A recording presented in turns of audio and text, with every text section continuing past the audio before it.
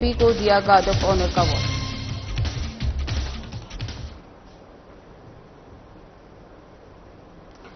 नमस्कार, मैं ज्योति निषाद। चलिए रुक करते हैं खबरों की ओर। धौलपुर में गृह राज्य मंत्री और जिले के प्रभारी मंत्री जवाहर सिंह बेडम ने जिले में चंबल के बढ़े जलस्तर से प्रभावित इलाकों का दौरा कर हालात का जायजा लिया और बाढ़ से प्रभावित लोगों को हर संभव मदद देने के लिए अधिकारियों को निर्देश दिए। बता दें, पिछले एक सप्ताह से लगातार हो रही भारी बारिश और चंबल नदी के खतरे के निशान से ऊपर बहने के कारण सरमथुरा से लेकर राजाखेड़ा तक सीमावर्ती गांवों में चंबल के पानी ने लोगों को घेर लिया। इसको लेकर जिला कलेक्टर निधि बीटी, पुलिस अधीक्षक विकास सागवान के नेतृत्व में धौलपुर पुलिस प्रशासन लगातार प्रभावित लोगों की मदद में पूरी तरह मुस्तैदी से राहत कार्यों में जुटा हुआ है। इसी को लेकर मंत्री जवाहर सिंह बेडम ने राजाखेड़ी इलाके में अंधियारी, दागरा, गड़ी जाफर, बसराला आदि जलभराव क्षेत्रों का निरीक्षण किया और प्रभावित लोगों से सीधा संवाद कर उनकी हर संभव मदद का भरोसा दिया। इसके साथ ही उपस्थित अधिकारियों से बाढ़ की स्थिति पर चर्चा की गई और राहत कार्यों को प्रभावी बनाने के साथ ही जल निकासी के पुख्ता प्रबंध सुनिश्चित करने के दिशा निर्देश दिए गए।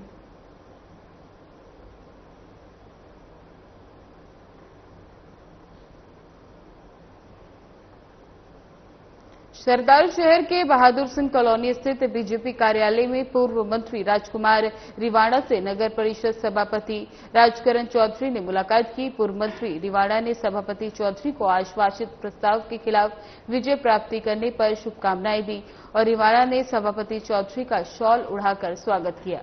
बता दें, मुलाकात के दौरान सभी ने मिलकर आगामी नगर निकाय पंचायती राज चुनाव और संगठनात्मक कार्यों को लेकर चर्चा की। वहीं पूर्व मंत्री राजकुमार रिवाणा ने कहा कि पार्टी और संगठन सर्वोपरि है। सब मिलकर आगामी चुनाव में पार्टी और संगठन को मजबूत करने का संकल्प लेकर आगे बढ़ेंगे। इस अवसर पर जिला मंत्री श्याम पारीक, पूर्व जिला मंत्री सुरेश वर्मा, पूर्व जिला उपाध्यक्ष कमल नाई, भाजपा युवा महामंत्री गुरु धानका उपस्थित रहे।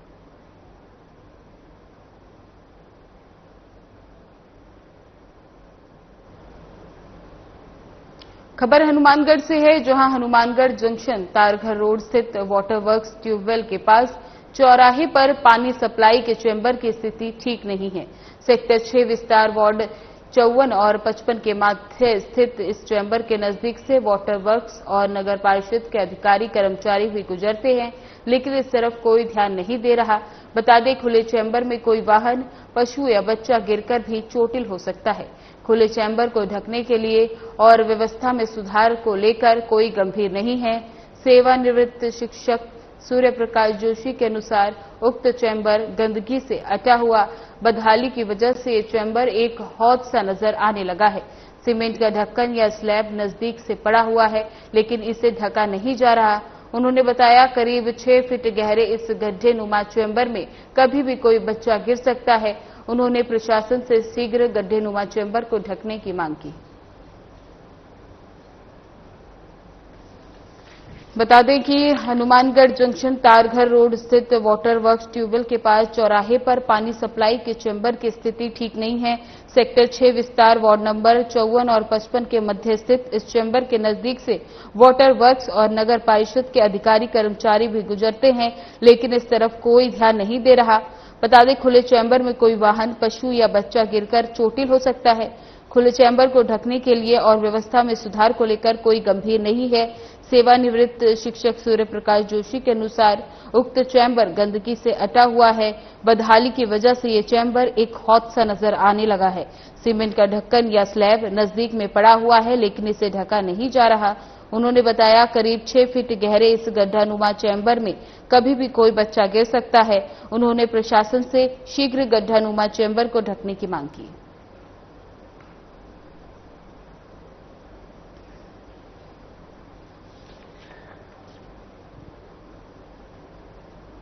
पुरानी पेंशन बहाली का राष्ट्रव्यापी आंदोलन का राष्ट्रव्यापी आह्वान है। इसके अंतर्गत कर्मचारी पूरे देश में पेंशन आक्रोश मार्च निकाल रहे हैं।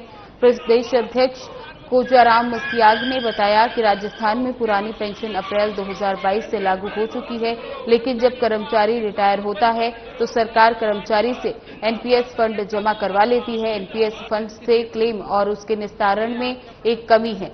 राजस्थान सरकार की संबंधित एजेंसी ने एक परिपत्र जारी किया, जिसके अनुसार एनपीएस फंड राजस्थान सरकार को देने के बाद, जबकि एनपीएस फंड है वो केंद्र सरकार की एनएसडीएल के पास है।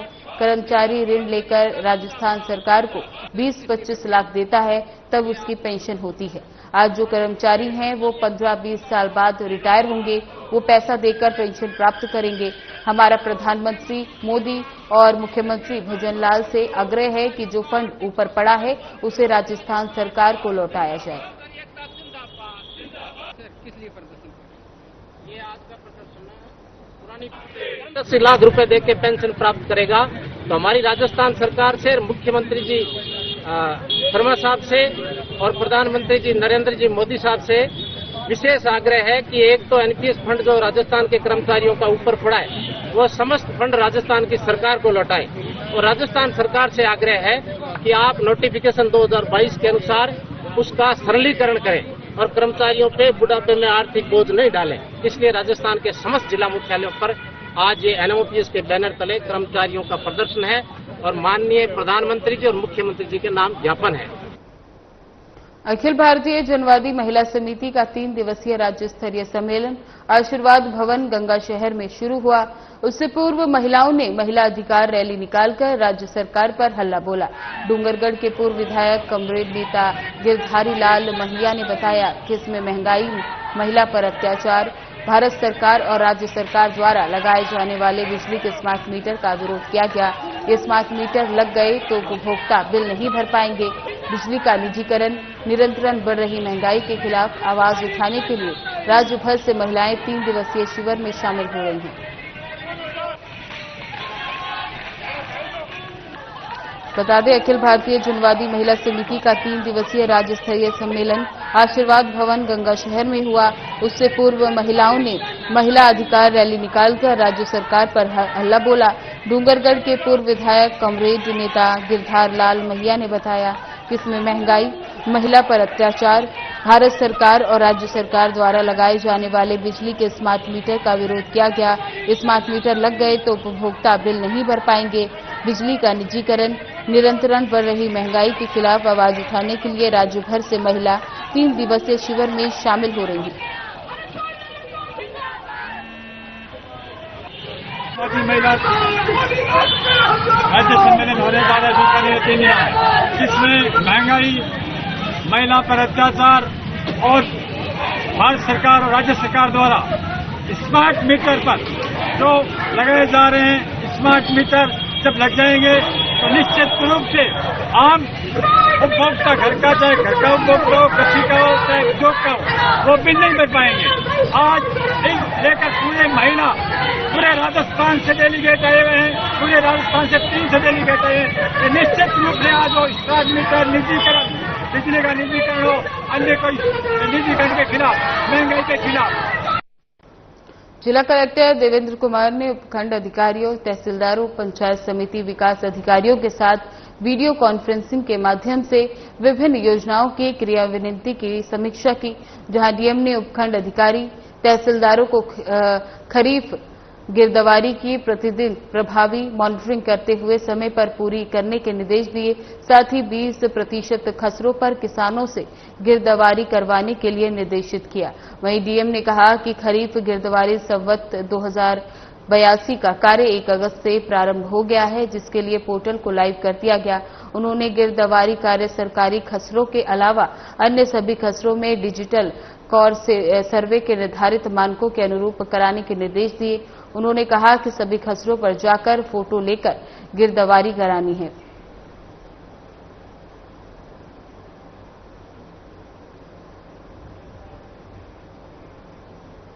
दौसा में जिला कलेक्टर ने विकास अधिकारियों को हरियालो राजस्थान अभियान के तहत ग्राम पंचायतों में लगे पौधे की निरंतर मॉनिटरिंग करने के निर्देश दिए। उन्होंने कहा कि हमें राज्य सरकार की मंशा के अनुरूप इस अभियान के तहत रोपे सभी पौधों को पेड़ों के रूप में बड़े करने हैं। विकास अधिकारी इस दायित्व को अच्छी तरह से निभाएं और ग्राम पंचायतों में जाकर पौधे की स्थिति का जायजा लेते रहें, ताकि पौधों की देखभाल उचित ढंग से हो पाए। इसके साथ ही डीएम ने ग्राम पंचायतों की निजी आय बढ़ाने के लिए प्रयास करने के निर्देश दिए। वहीं जिला कलेक्टर ने स्वच्छ भारत मिशन की प्रगति की समीक्षा करते हुए गांव में समुचित साफ सफाई पर जोर दिया। उन्होंने स्वच्छ भारत मिशन से संबंधित सभी प्रस्ताव 15 अगस्त तक भिजवाने के निर्देश दिए। साथ ही जिन ग्राम पंचायतों में घर घर कचरा संग्रहण का कार्य आरंभ हुआ है, वहां राजीविका के स्वयं सहायता समूहों को टेंडर जारी कर काम शुरू कराने को कहा है।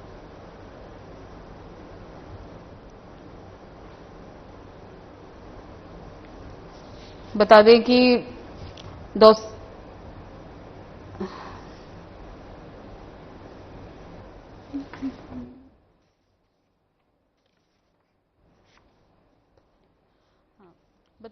में जिला कलेक्टर ने विकास अधिकारियों को हरियालो राजस्थान अभियान के तहत ग्राम पंचायत में लगे पौधों की निरंतर मॉनिटरिंग करने के निर्देश दिए।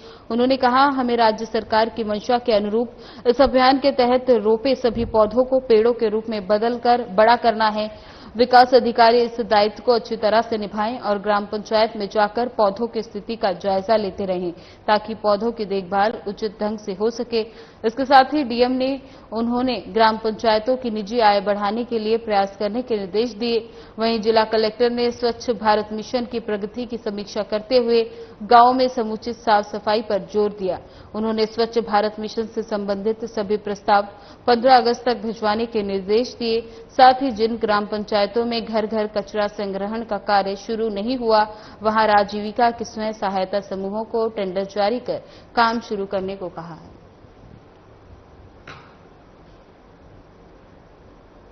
कोटपुतली बहरोड जिले के पुलिस अधीक्षक देवेंद्र कुमार बिश्नोई शुक्रवार को बांसुर क्षेत्र के दौरे पर रहे।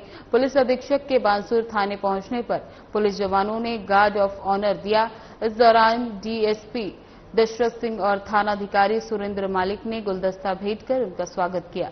बता दें, पुलिस अधीक्षक ने थाने के मालखाने, रिकॉर्ड रूम सहित अन्य व्यवस्थाओं का निरीक्षण किया। वहीं बांसुर दौरे के बाद एसपी बिश्नोई ग्राम पंचायत मैठूका पहुंचे, जहां सरपंच हंसा चौधरी के नेतृत्व में ग्रामीणों ने गर्मजोशी के साथ स्वागत किया। यहां पुलिस अधीक्षक ने अपराध मुक्त ग्राम अभियान की शुरुआत की और ग्रामीणों से संवाद करते हुए उन्होंने कहा कि आजकल के युवा गलत संगत में पड़कर अपराध की ओर बढ़ रहे हैं। ऐसे में अभिभावकों की जिम्मेदारी है कि वे बच्चों पर निगरानी रखें और उन्हें सही दिशा दिखाएं। इसके साथ ही उन्होंने साइबर ठगी के बढ़ते मामलों को लेकर भी चिंता जताई और ग्रामीणों से सतर्क रहने की अपील की।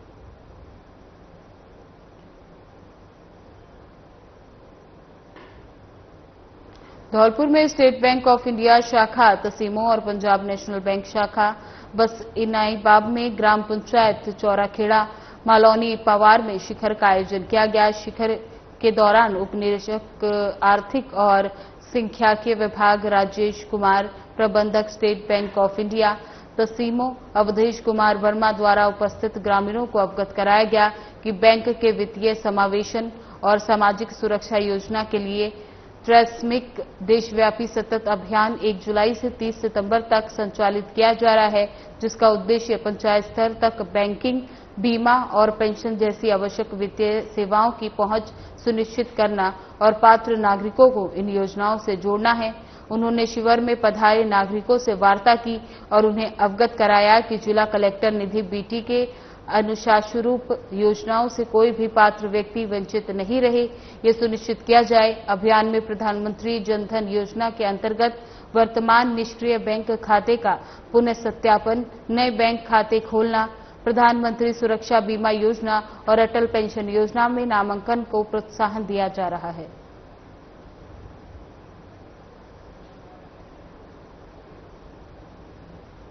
खबर हनुमानगढ़ से है, जहां इंदिरा गांधी नहर में जुलाई की तरह ही अगस्त महीने में भी 3 में एक समूह में पानी चलाया जाएगा। बांधों के जलस्तर की समीक्षा कर बीबीएमबी चेयरमैन ने अगस्त महीने में भी राजस्थान का रेगुलेशन यथावत रखा है। इसी से इंदिरा गांधी नहर को आगे भी 3 में एक समूह चलाने की दिक्कत नहीं आएगी। बैठक में संसाधन विभाग के मुख्य अभियंता प्रदीप रस्तोगी मौजूद रहे। उन्होंने बताया, अभी नहरों में पानी की मांग कम हो रही है। नहर विक्रेताओं के अध्यक्ष पानी कम करने की बात कह रहे हैं। नहरों की मांग के अनुसार पानी चलाने का प्रस्ताव हमने बीबीएमबी के सामने रखा। इस दौरान बीबीएमबी ने मांग के अनुसार पानी देने पर सहमति प्रदान की। सिंचाई में पानी की कोई दिक्कत नहीं आएगी। इंदिरा गांधी नहर, गंग कैनल, भागड़ा परियोजनाओं की नहरों में पूर्व की तरह ही पूरे अगस्त महीने में पानी चलता रहेगा।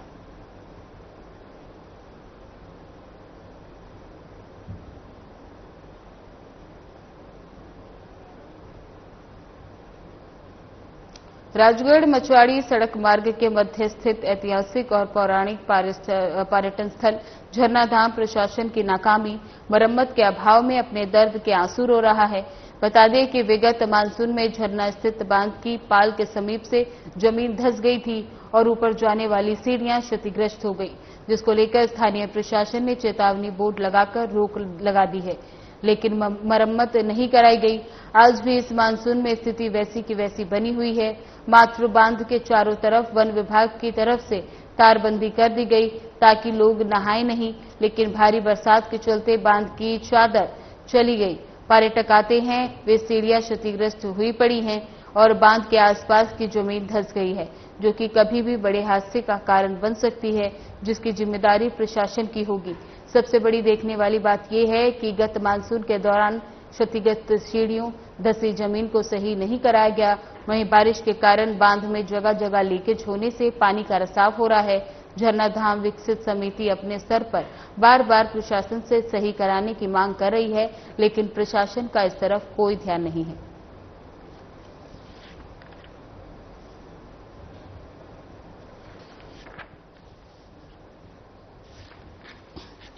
बता दें, राजगढ़ मचवाड़ी सड़क मार्ग के मध्य स्थित ऐतिहासिक और पौराणिक पर्यटन स्थल झरनाधाम प्रशासन की नाकामी झेल रहा है।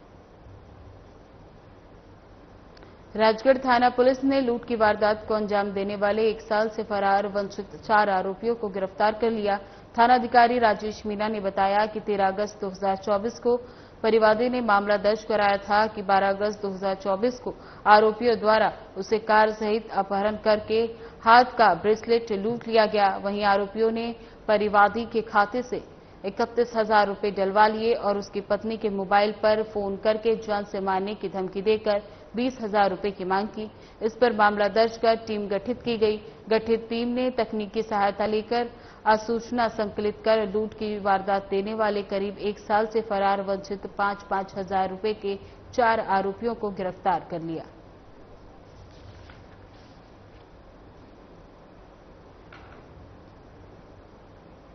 राजगढ़ कस्बे के डीएसपी ऑफिस के पीछे एक मकान के बाहर खड़ी कार से अज्ञात बदमाशों ने खिड़की का शीशा तोड़कर 4 लाख रुपए चोरी कर लिए। वहीं घटना की सूचना मिलने पर पुलिस ने मौके पर पहुंचकर आसपास लगे सीसीटीवी फुटेज चेक किए और आरोपियों की तलाश शुरू कर दी। वहीं पीड़ित सत्यप्रकाश शर्मा ने बताया कि वे कस्बे गोल सर्कल स्थित बैंक से रुपए निकाल कर लाया था। नकदी को गाड़ी के डैशबोर्ड में रख दिया।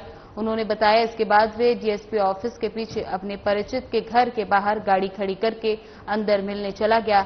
जब वे बाहर आया तो देखा कि कटकर की तरफ का खिड़की का शीशा टूटा हुआ था और डैशबोर्ड में रखे 4 लाख रुपए अज्ञात बदमाश लेकर फरार हो गए।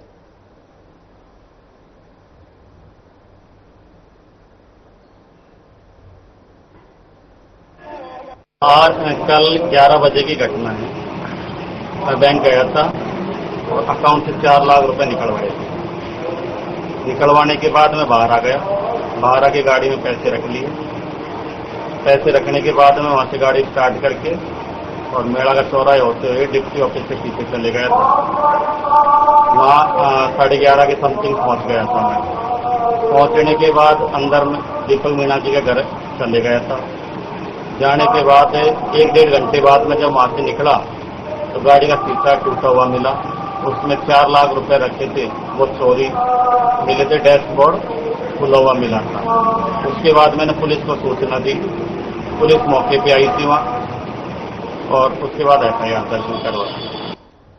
कानासर की रोही में पुलिस ने 2 चिक्करा हिरन के शिकार जसवंत बावरी को बचवासर से गिरफ्तार कर लिया और इसके साथ ही भतीजे मक्खन बावरी को एक बाइक सहित लमछड़ बंदूक के साथ गिरफ्तार कर सेंट्रल जेल भेज दिया। बता दें, क्षेत्रीय वन अधिकारी महावीर रूहल के नेतृत्व में की गई कार्रवाई में जेठमल शर्मा वनपाल और सहायक वनपाल राजूराम की अहम भूमिका रही।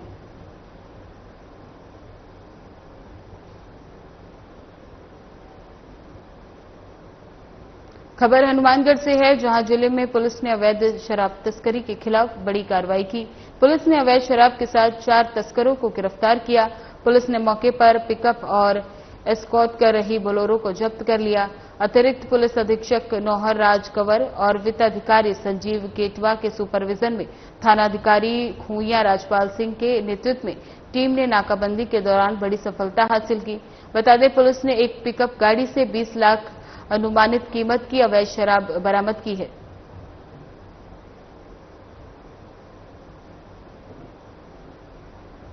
भरतपुर के सेवर थाना क्षेत्र के कंजौली गांव में सुबह 3 शव मिलने से हड़कंप मच गया। मृतकों में एक महिला, एक पुरुष और एक बच्चा शामिल है।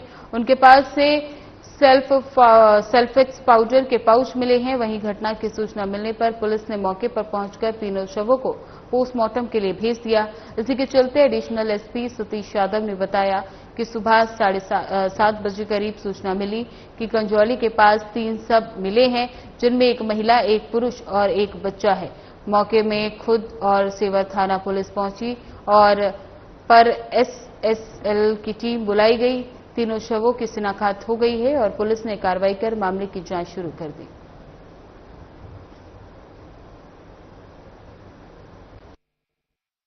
आज सुबह थाना सेवर इलाके में डीग रोड पर एक दुकान के बाहर एक बच्चे का और एक महिला और एक पुरुष के शव मिले थे। प्रथम दृष्टया जिन्होंने सेल्फोज खाने का खाकर आत्महत्या करने का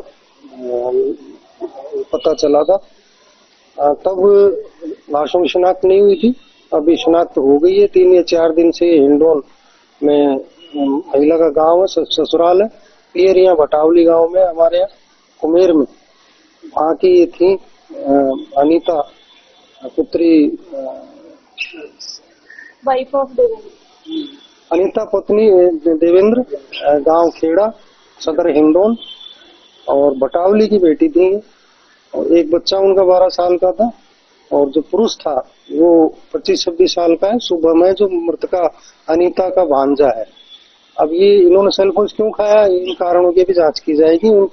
इसके अनीता के भाई यहाँ आ गए भटावली से, इन्होंने शिनाख्त की है। और वहाँ देवेंद्र जो है इसका पति है, उसके परिवार में खबर की गई, वो लोग आ रहे हैं।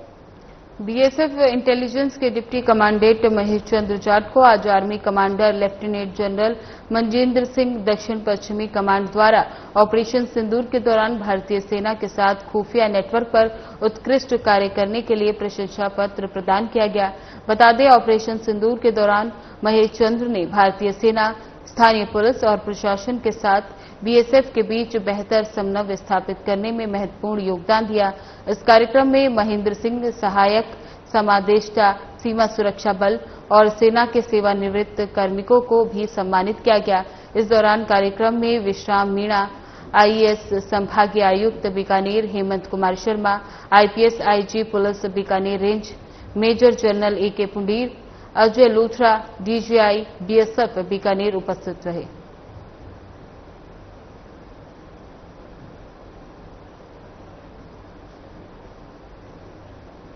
खबर भरतपुर जिले के रुदावल से है, जहां क्षेत्र में बरसात का दौर लगातार जारी है और नदी नाले बांध पूरी तरह से भरे हुए हैं, जिनमें पानी निकलकर नदी में छोड़ा जा रहा है। वहीं प्रशासन द्वारा पानी के बहाव क्षेत्र से दूर रहने की बार बार अपील की जा रही है, लेकिन लोग जानबूझकर मौत को गले लगाने से बाज नहीं आ रहे।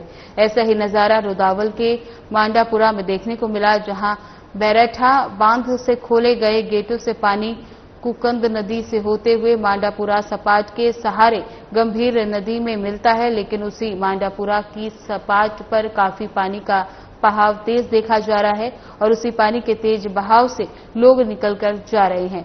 तो ये कहीं न कहीं लापरवाही बरतते हुए नजर आ रहे हैं। वहीं प्रशासन द्वारा चेतावनी भी दी गई कि ऐसे पानी के क्षेत्रों से ना गुजरे, लेकिन देखने वाली बात यह है कि चेतावनी देने के बाद भी प्रशासन द्वारा वहां कोई जवान तैनात नहीं किए गए।